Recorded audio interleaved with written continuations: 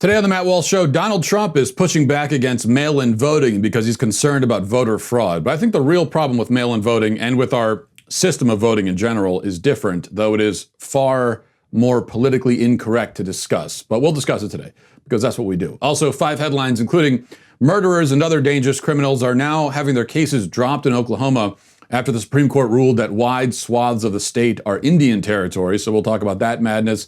And in our Daily Cancellation, we will discuss the pro-lifers who were arrested in D.C. for having a pro-life message, writing a pro-life message in chalk on the sidewalk.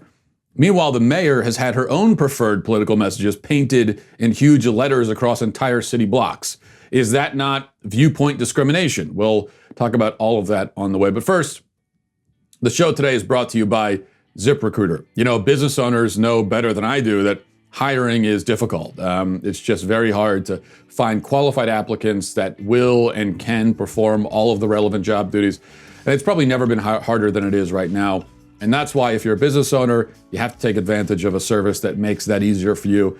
And that's where ZipRecruiter comes in. If you're a company that's currently trying to hire, you're facing new difficulties from safely reopening your doors to finding the right person for a specialized role in the midst of everything that's happening. And a lot of companies can relate to that. Housing Wire could relate. Just one example. They needed to hire an ambitious reporter to cover news stories on the U.S. mortgage and housing markets, so they turned to ZipRecruiter to help them out. And ZipRecruiter's smart matching technology finds people, with the right experience for your job. And in fact, this is how good they are. 4 out of 5 employers who post on ZipRecruiter get a quality candidate within the first day. Okay, so 24 hours, 4 out of 5 are finding someone. That's how Housing Wire found Alexandra Roja, who ended up being exactly what they needed for the job. ZipRecruiter, they were able to, this is what they do. They matched Alexandra to Housing Wire's reporter job because her degree and her writing skills were a great fit for that role. And they've done this, millions of times for many candidates and many employers. Housing Wire received her application only 4 hours after they posted the job. And a few weeks later, Alexandra started her dream career. And this is a story, as I said, that's played out many times. So see how ZipRecruiter can help you hire. Try it now for free at ZipRecruiter.com/Walsh. That's ZipRecruiter.com/Walsh. All right. Protests, of course, continued over the weekend, and I feel like I begin every Monday with that sentence. Protests continued. Probably isn't necessary at this point to say it, and it probably isn't necessary either to do this, but I will anyway. Here's a very quick montage showing some of what happened in Portland over the weekend. Watch this. Lives matter! Black lives matter! Black lives matter! Black lives matter!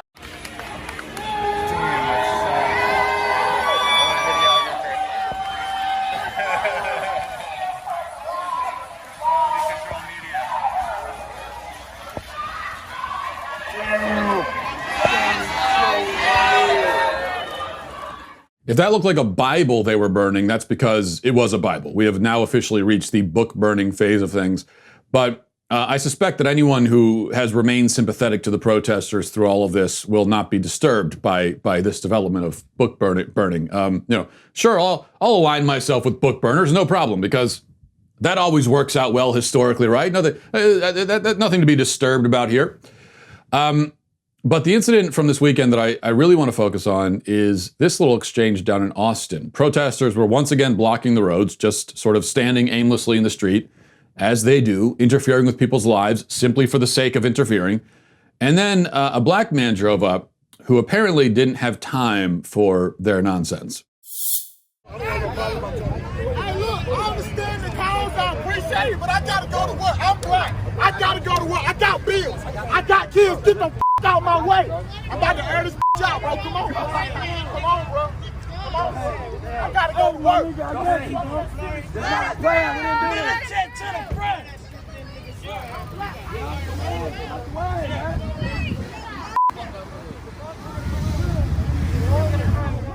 I got bills, I got kids, I gotta go to work. He raises a good point, doesn't he? And that point again raises a question often posed about these protesters, which is, do these people have jobs? Apparently not. I mean, they're out in the street every single day for weeks on end holding signs. It's hard to see how they could be gainfully employed in the midst of all of that. So we have a bunch of people who aren't really contributing to society, who aren't productive adult members of society, but who nonetheless expect us to listen to their political views and take them seriously. My question is, why should we? Why should we take them seriously? Now, granted, the government has put millions of people out of work with a series of some of the worst policy decisions we've seen, certainly in modern times anyway. And you could always use that as an excuse for them. It's not their fault that they're unemployed and they have nothing else to do, and that's all goes back to the government, you might argue. But I don't fully buy that excuse, because for one thing, if you did lose your job because of the lockdowns, I would think you'd probably be spending your time pursuing other job opportunities rather than protesting. But for another, more to the point perhaps, this is not a new thing. The left has a never-ending supply of people who have nothing to do but protest. And this is something that easily predates the pandemic, so you can't really blame it on that. How quickly we all forget it was only back last fall that environmentalist wackos, you remember this? They were doing the same thing all over the country, and in other countries too, standing in the middle of the street, blocking traffic, sometimes even blocking trains from going by, commuter trains. This went on for weeks. There was no pandemic, there was no shutdown then. And there wasn't a pandemic or a shutdown back when we had the first round of BLM protests, starting with the justified killing of the violent criminal Michael Brown. So while the shutdowns are no doubt a contributing factor, the fact remains simply that shutdowns or no, there is a sizable portion of the American public that apparently can afford to spend their days doing activism because someone else, mommy and daddy perhaps, or Uncle Sam maybe, one of those family members, is supporting them and funding their lifestyles. What we find in that video that I just played, and in so many other videos like it that we've seen, is the stark divide between, on the one hand, people who have nothing to offer society, who are just standing in the street, getting in everybody's way and calling that activism. And on the other hand, the people who actually keep the country going, the people like that man in the car, the people who pay all the taxes, support families, and do all of the actual work sustaining and maintaining a human society. Now, I guess we're supposed to believe, or pretend to believe, that both groups have equally valid and important points of view and that both groups should be listened to and taken seriously. But I disagree. I'm not really interested in what the latter group, in fact, I should say I'm only really interested in what the latter group, the real grown-ups, have to say. And that brings us to, I think, a related issue, mail-in voting. You know, President Trump has obviously been on a tear recently, making a fuss about all the states that are planning to push mail-in voting for the election in November. The primary concern Trump seems to have about this, the primary concern that many on the right have about this, is voter fraud. And I understand that concern. I think that there's validity to it. But I also think that the right-wing obsession with voter fraud kind of misses the point and is, in a way, an easy out, a more politically correct route around the real issue with voting and with our democratic process as it currently functions. The real problem with voting, and I've argued this many times, and this is by extension the problem even more so with mail-in voting, is that there are too many people doing it, and it's too easy to do. This has already been the case with voting in general. Mail-in voting will only exacerbate the ever-present problem. If voting is not important enough to you, if it's not enough of a priority to expend any real effort to do it, then you shouldn't be voting at all. Your voice is not needed and would probably do more harm than good in the voting booth anyway.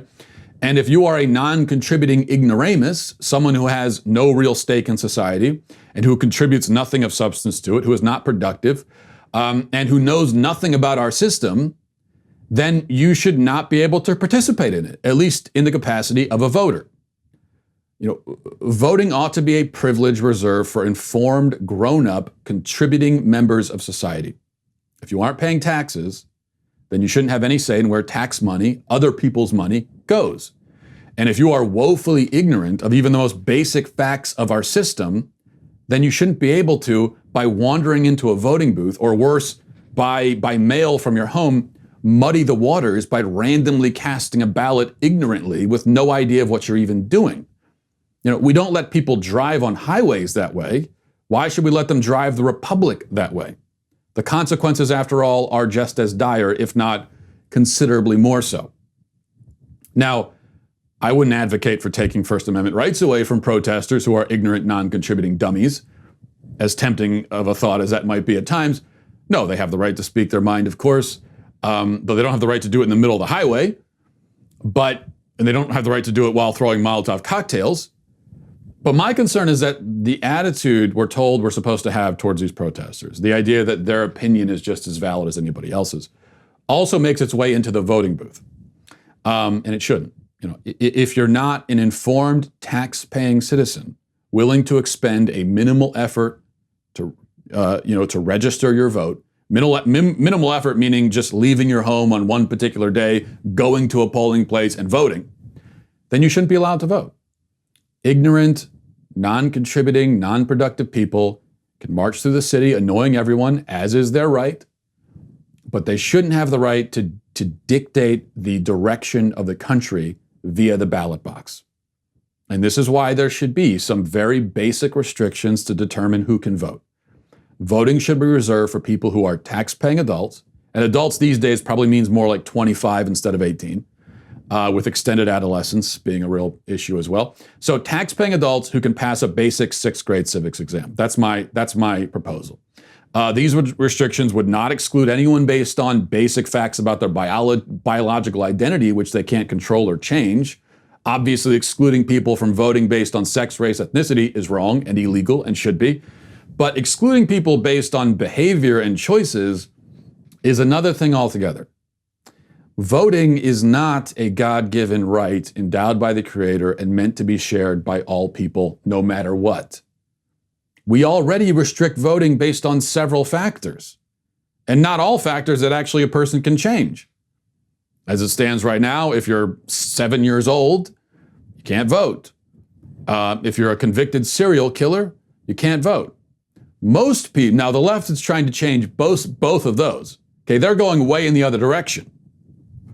And as always, the left has no problem advocating for things that seem radical, and in fact are radical, until they don't seem radical anymore because they get their way. So they're gonna go, they're gonna shoot for the mountaintops all the time.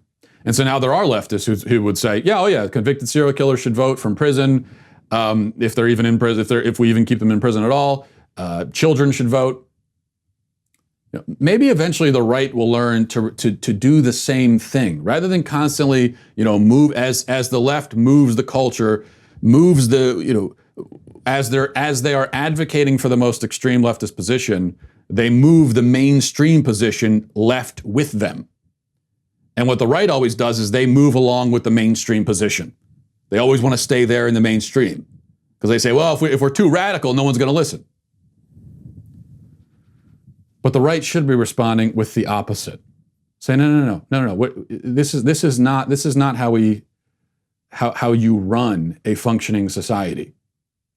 By trying to involve literally everyone in the voting process, even to the point where eventually, yes, they're going to have 12-year-olds out there voting. As it stands right now, though, most people who are not radical leftists would say, now, probably, if I were to make a guess about what most people in the mainstream would think, everything I've said so far, many people in the mainstream would think that's too extreme, that's even horrific and horrible, how dare you, voting is a sacred right, and how dare you say these things. Yet, I would also guess that most of those people would say that, well, sure, we're not going to have 12-year-olds vote. Why not, though? Why don't we have 12-year-olds vote? If you're not in favor of 12-year-olds voting, why?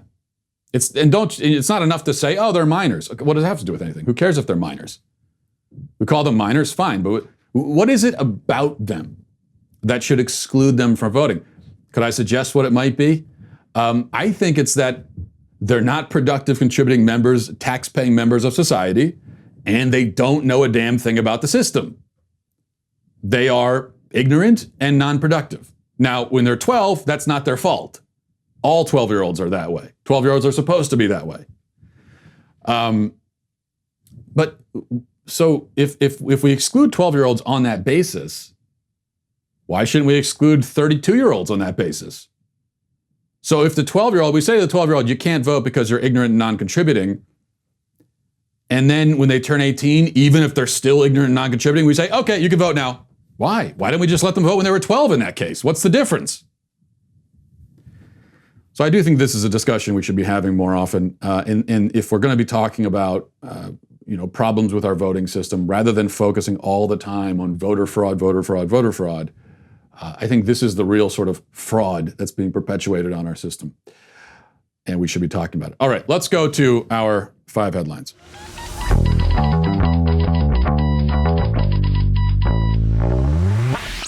Historic moment this weekend, the SpaceX Dragon capsule made a water landing as the 2 astronauts returned from the International Space Station after 2 months orbiting the Earth. This was the first splashdown by American astronauts in 45 years, I believe. So you can check it out here. You see the footage. That's got to be disconcerting. I mean, among other things. Because I think I get freaked out by landings just on a Delta flight from Chicago to Baltimore. That whole experience freaks me out. Being on a plane, I'm high anxiety on planes and everywhere else in life, to be honest. But especially landing. So just imagine descending 250 miles from orbit and landing in the ocean in a big capsule with parachutes attached. Here's astronaut Doug Hurley expressing his thanks to the team. Again, getting understandably emotional after landing safely. Listen to this. Go for SpaceX. Here we have our first view of Doug Mike, Hurley. I just would like to sort of reiterate what Bob said and add my thanks to everybody over the last several years that's either worked in Hawthorne, McGregor, or down at Kennedy Space Center. Anybody who's touched Endeavour, you should take a moment to just cherish this day, especially given all the things that have happened this year. We certainly can't thank you enough. Our families can't thank you enough. And, just proud to be a small part of this whole effort to get a company people to and from the space station. Today and celebrate with each other. Cease, and we'll talk to you soon, hopefully in person. Thanks so much, Doug, and you're welcome. And thank you so much for those kind words. And we all wish you a safe journey home and a happy reunion with your family soon. And we look forward to seeing you in person as well. Got to think about the relief he must feel in getting out into the open air again. He was cooped up with other astronauts for 2 months. Now, granted, the ISS is pretty big. It's like equivalent to a 5 or 6 bedroom house. But even so, 2 months unable to leave, unable to go for a walk even, except a spacewalk, has to be a challenge. Another interesting fact about the ISS that I just learned, and I'll mention it because I looked it up on Google, so I was curious. I knew it traveled fast around the Earth. I didn't realize that it goes 17,000 miles an hour, orbiting the Earth, orbiting the entire Earth every 90 minutes. So I'm guessing that's something you probably try not to think about when you're strapped up to a tether and walking around the outside of that thing. But I don't know.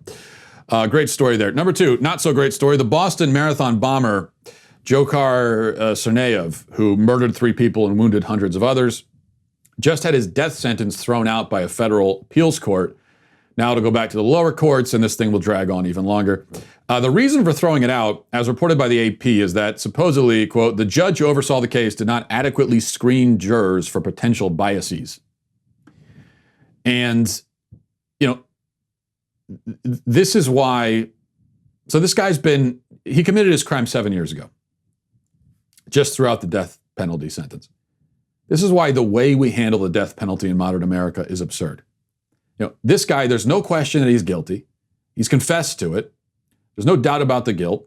In a case like that, mass killer, high profile, act of terrorism, no question about guilt, been convicted. He should be taken out back and dispatched 30 minutes after the trial concludes. What do we need all the appeals for? Do not pass go. Do not collect $200. Do not sit idly in a jail cell for 7 years or 27 years. Just take them right to the gallows. Take care of it with a rope or a firing squad. Cheap, easy, done. And that's justice. And I think it would also be a good thing for any potential future murdering scumbags to know that the moment they're convicted, they're dead. This isn't going to be 20 years of appeals. The moment you hear that we find the defendant guilty, and then the sentencing happens, you're done for. Kiss your mama goodbye, because that's it. Maybe they say that one of the people who oppose the death penalty will often argue that there's no deterrent factor with the death penalty. And I don't know if that's true or not. I'm not sure how you could even say one way or another, because it requires you to look into the minds of killers and determine whether they were deterred or not. I don't know if you can really determine that. But if there is little deterring effect to the death penalty now, maybe there'd be a lot more of a deterring effect if it happened immediately after sentencing. And that way it becomes more real to the potential murdering scumbag. Just a thought. 3, speaking of federal courts making terrible decisions, you may recall the Supreme Court last month announcing that a huge swath of Oklahoma is actually somehow an Indian reservation. What that means is that the state of Oklahoma can no longer prosecute crimes committed on this quote-unquote reservation. All of that now goes to the feds, which means that a whole slew of violent criminals will now get to walk free as the feds sort through the mounds of paperwork and figure out what to do with all these new cases. The New York Times reports one example of this, one of many. A woman named Kelsey Lipp was sitting in jail charged with robbing and killing a man. In fact, here's what she did. She allegedly did. She lured a 25-year-old man named Dustin Barham into her apartment, allegedly, at which point he was robbed, shot, and then bled to death. Now she gets to go free for the time being because her public defender was able to produce her tribal identification card. So because her distant ancestors lived in an Indian tribe, that means that she gets to, for now, get away with allegedly robbing and shooting and killing a man. And this is not an isolated case. Many violent criminals who are awaiting trial or who have already been convicted now stand to be released while the feds figure out how to handle this deluge of new cases. But this also can happen not just if the suspected criminal was a tribal member, but even if the victim was a tribal member. Here's another case from the article. It says, Dustin Dennis, who prosecutors said was not a tribal member, was charged with second-degree murder in July after his young son and daughter, Tegan, age 4, and Ryan, 3, were found dead in his sweltering pickup. The children climbed into the car and were apparently overcome by the heat while Mr. Dennis slept, according to prosecutors. Tulsa County prosecutors had to drop the case when it turned out that the children were Cherokee on their mother's side. Mr. Dennis was charged federally with child neglect, but the Tulsa district attorney said it had been devastating to tell the children's mother he was dropping the case. So that might be a surprising aspect of this for people. It was for me as well, that it's not just of the criminal, but even if a victim, a child, is a tribal member, then that means that their killer gets to, at least for the time being, walk free. Number 4, Lena Dunham, my personal favorite actress, posted on Instagram revealing that she had COVID a few months ago, and she wanted to tell her story. And the reason to tell her story was to slap some sense into the, quote, careless people who do reckless and dangerous things like jog without face masks. That's what she's worried about. Because, yeah, imagine that. Very reckless. You got to make sure you wear that face mask while you jog because, you wouldn't want to contract COVID-19 while you're running down the street. I mean, there hasn't been any confirmed cases of that at all happening, but still, it could happen. So make sure you wear that face mask. Don't be reckless. But then Lena starts dramatically recounting her tale of sickness. And this is what she says. Let me pull it up. I got sick with COVID-19 in mid-March. It started with achy joints, which I was unable to distinguish from my usual diagnoses, so I didn't freak out. But the pain was soon joined by an impossible crushing fatigue. Then a fever of 102. Suddenly my body simply revolted. The nerves in my feet burned and muscles wouldn't seem to do their job. My hands were numb. I couldn't tolerate loud noises. I couldn't sleep, but I couldn't wake up. I lost my sense of taste and smell. A hacking cough like a metronome kept keeping time. Inability to breathe after simple tasks like getting a glass of water. Random red rashes. A pounding headache right between my eyes. It felt like I was a complex machine that had been unplugged and then had my wires rerouted into the wrong inputs. This went on for 21 days that blended into each other like a rave gone wrong. I was lucky enough to have a doctor who could offer me regular guidance on how to care for myself, and I never had to be hospitalized. This kinds of hands-on attention is a privilege that is far too unusual in our broken healthcare system. I self-isolated with my pulse oximeter, monitoring my levels. After a month, I tested negative for COVID-19, was able to spend time around my isolation pod again. I couldn't believe how intense the loneliness had been in addition to the illness. Okay, and she goes on from there describing it. But I have to say, yeah, it sounds like she was sick, very sick, and I'm glad she recovered, but most of what she recounted there in dramatic terms with creative analogies and metaphors and all of that also describes my experience with the flu, which I had back in February. I was very sick for several days, had a fever considerably higher than 102 actually. And I did have to go, I wasn't admitted, but I did have to go to the hospital for it. And then I had symptoms that wiped me out. I was exhausted for like a month after that. Even after the fever went away, it dragged on for weeks after that. I just felt kind of wiped out and not myself. My point is not that COVID is the flu. My point is that with COVID, people, especially famous people, celebrities, will tend to recount their experience with COVID in this over-the-top, dramatic way, expressly to scare you. I mean, she admits that that's what she's trying to do. She wants to scare you into wearing a mask while you jog. So there's an agenda behind this. And it's dishonest. I'm not saying that she didn't have COVID. I believe she had COVID. I don't think she's lying about that.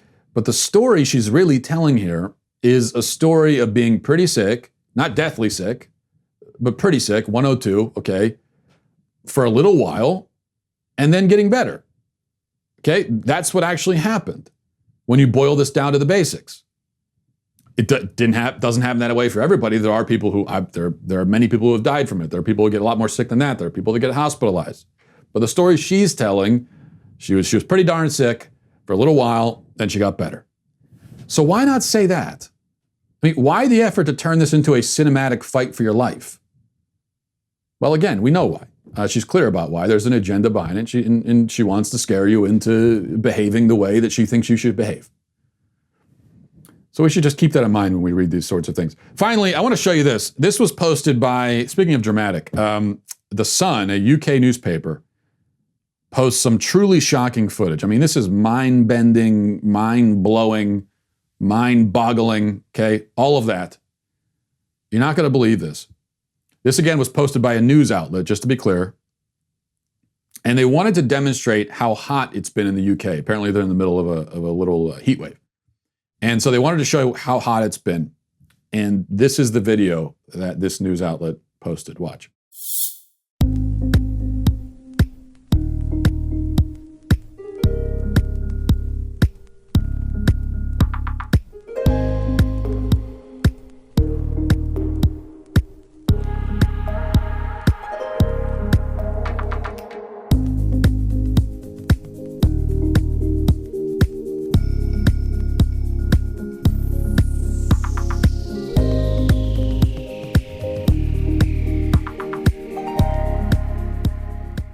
Wow. Whew. Amazing. It's so hot that it melts ice cream if you keep the ice cream in the sun for 20 minutes. My God, I have never seen anything like that before. Have you ever seen that? I have never seen ice cream. I've never heard of that. I have never heard of that happening. I didn't know that. You're telling me that if you bring an ice cream cone out into the heat in the summer, in July, August now, you're telling me it will melt? Melt? Really? Just absolutely amazing. Truly, global warming is going to kill us all. And our ice cream, even worse. So that's pretty big news. Just wanted to share that with you. We're going to go to our daily cancellation. Before we do, if you're not a Daily Wire All Access member, you know you're really missing out. All Access is our most exclusive membership tier featuring behind-the-scenes access to us, your podcast hosts, as well as writers and special guests.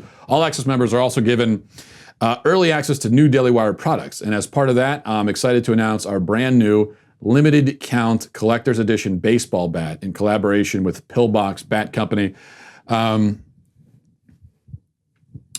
To be honest with you, they want me to talk here about why baseball is the greatest sport. I feel football's the greatest sport, just to be clear.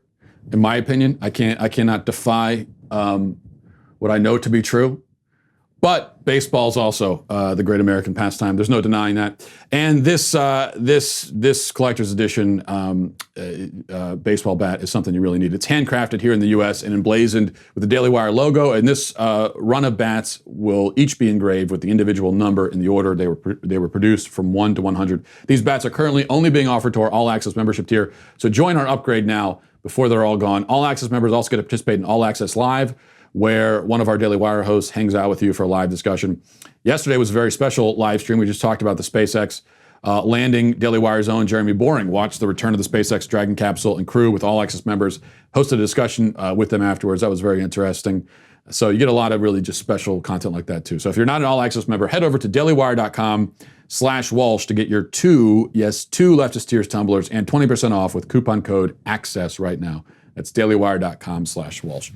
Okay, today for our daily cancellation, we're going to be canceling, I'm not sure who gets it here exactly. It's the mayor of D.C., maybe, the city of D.C., D.C. cops, I guess everyone. We'll just cancel everyone because of this. Watch. This is our constitutional right.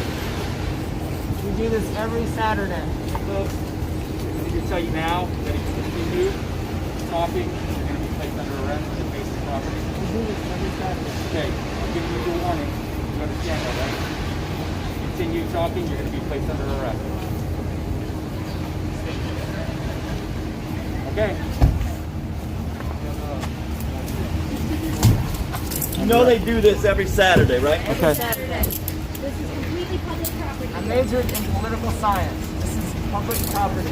Every Saturday, people are here talking, and is you're government taking somebody, young censorship. people, and arresting them because they're simply putting The free other black day- preborn lives matter. You gotta be other joking. You gotta be absolutely joking that you would take young people that are simply putting on a sidewalk chalk that they are standing for preborn black lives. You absolutely have to be joking. We're standing in front of an abortuary where they kill children every day. And you're taking young people away to the police department because they're simply putting chalk on a sidewalk. What you watched there was students for Students for Life in D.C. They were attempting to write "Black Preborn Lives Matter" in chalk on the sidewalk in front of a Planned Parenthood butcher shop. They were arrested for it. Now, as was pointed out by the pro-lifers on the scene, this is especially egregious given the fact that other groups, the other groups being, of course, Black Lives Matter and Antifa, have been painting all over everything with little in the way of repercussions. Let's just run through here some of the artwork that the BLM folks have defaced the city with. So you can see all of that there. The rich aren't safe anymore. F Donald Trump. ACAB. Of course, George Floyd. F the government. Why do we have to keep telling you Black Lives Matter? Well, you don't, actually. I'll answer that question. I don't know if it's rhetorical or not, but you don't have to keep telling us that. As for why you do keep telling us that, I can't explain. Maybe you have, maybe there's some kind of, maybe you have Tourette's or something. I don't know. But you don't have to keep telling us that because we all know. We all agree. Everyone agrees, fortunately. Okay, it's a great thing. It's a universal agreement in the United States on that point. Now, the fact that Black preborn lives matter, or that any preborn life matters, that is something that does have to be said. That is a reminder that is actually necessary because preborn people are legally killed by the thousands, the hundreds of thousands in this country every year. So yes, that is something that does need to be said. In any case, you see what BLM has been doing. Permanent markings, often on buildings. Compare that with chalk on the sidewalk. Who gets arrested here? We haven't even gotten to the most egregious example yet. Speaking of defacing public property, here's some defacement commissioned by the mayor herself.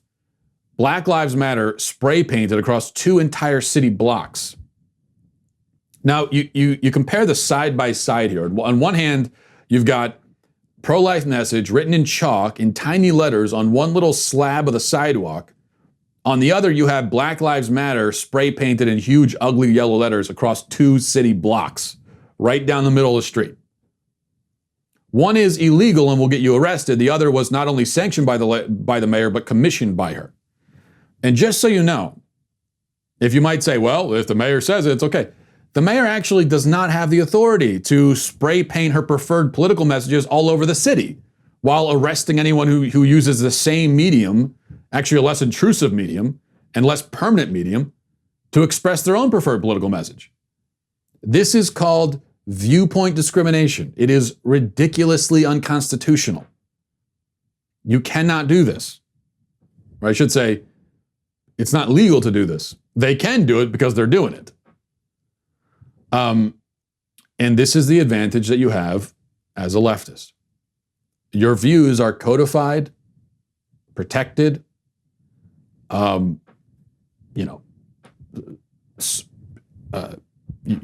can get away with crimes as you are expressing your views, as long as they are the correct views. While if you're not a leftist, you can be arrested for expressing your own views in a much less intrusive way. And much less destructive way, we should add. Leftist privilege is the real issue in modern America, not white privilege. And this is just the latest exhibit of that. And that's why everyone involved, except for the pro-life advocates, are canceled. Okay. And we will wrap it up there. Thanks for watching, everybody. Thanks for listening. Have a great day. Godspeed.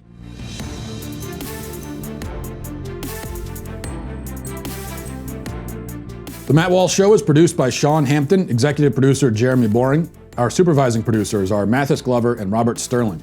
Our technical producer is Austin Stevens, edited by Danny D'Amico, and our audio is mixed by Robin Fenderson. The Matt Walsh Show is a Daily Wire production, copyright Daily Wire 2020. Top Democrats strategize on stealing the election. Representative John Lewis's funeral highlights political double standards, and AOC attacks a saint. Check it out on The Michael Knowles Show.